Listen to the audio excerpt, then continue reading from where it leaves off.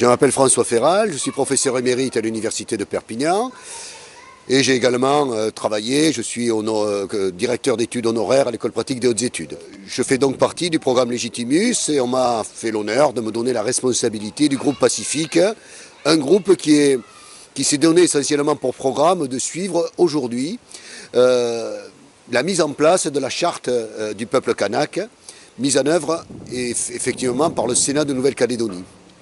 Notre travail consiste à faire de la recherche-action, c'est-à-dire à la fois de poser des bases juridiques, de la mise en place d'un pluralisme juridique, mais de regarder comment ça se fait concrètement, avec plusieurs dimensions.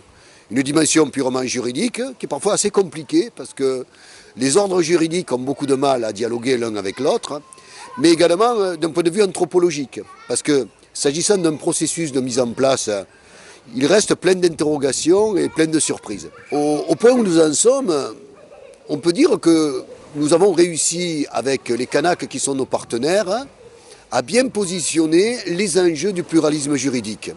Et ces enjeux sont aujourd'hui assez clarifiés pour que l'on puisse définir aujourd'hui des stratégies.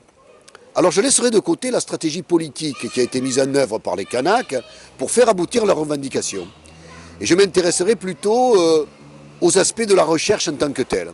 Ce qui est intéressant aujourd'hui, c'est que la mise en place de ce pluralisme juridique nous permet de revisiter la plupart de nos notions et de nos concepts.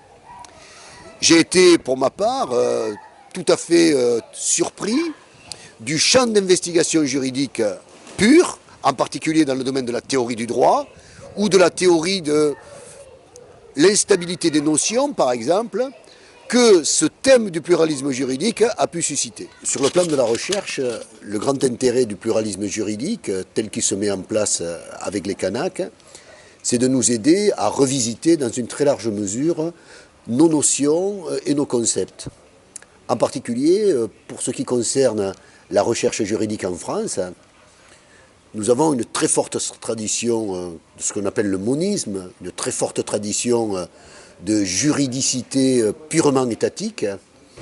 Et on peut dire que véritablement, il s'agit pour nous d'un renouvellement de la pensée juridique grâce à ce qui pourrait apparaître en apparence, dans un premier temps, comme quelque chose d'assez marginal, c'est-à-dire la revendication de 100 000 personnes sur une île lointaine. En réalité, cette question d'un droit autochtone mobilise énormément de politiques, énormément d'administrations, énormément de juristes et les déstabilise profondément.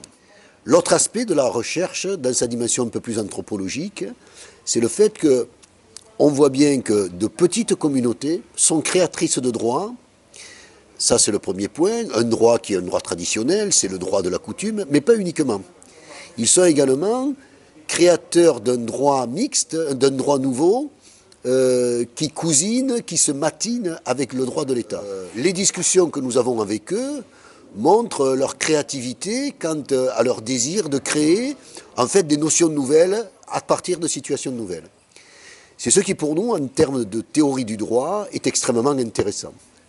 Donc en résumé, on bouscule d'une part la théorie moniste du droit selon laquelle seul le droit serait capable de la créer, et en second lieu, on voit que la société civile kanak est capable de participer aux innovations juridiques à travers pourtant des dossiers qui pourraient paraître des dossiers juridiques assez minces. Donc pour nous, nous sommes très satisfaits en définitive de participer au programme Légitimus. Ça nous a permis de brancher des étudiants sur ces thématiques nouvelles.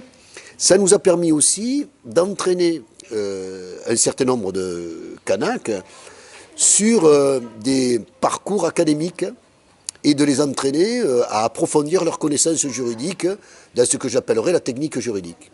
Donc le bilan pour l'instant est magnifique. Pour le futur, eh bien paradoxalement, comme il s'agit d'une recherche-action dans laquelle on ne met les pas sur des terrains incognita tous les jours, bien sûr, nous avons les perspectives de faire des livrables qui correspondent à des états particuliers donc de notre recherche.